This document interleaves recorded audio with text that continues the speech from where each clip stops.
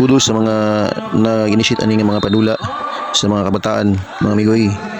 Si SK Chairman Anjo Mendoza, kung iyang mga SK Kagawads, even man sa full support sa atong mga barangay officials, pinanguluhan ni Barangay Captain Los Viminda de la Turi. Kining mga kalingawan mga amigoy, maayo kaayo aron ang atong mga kabataan dili malulong sa mga dili mayong buhat. So kani paugnat sa kusog, naka-exercise pa dayon para po sa ilang mayong kaugmaon sa natad sa sports. So kita-kits mga amigoy karong Domingo sa buntag sa championship game sa Pamunukan versus Garing. So see you mga amigoy. Bunal.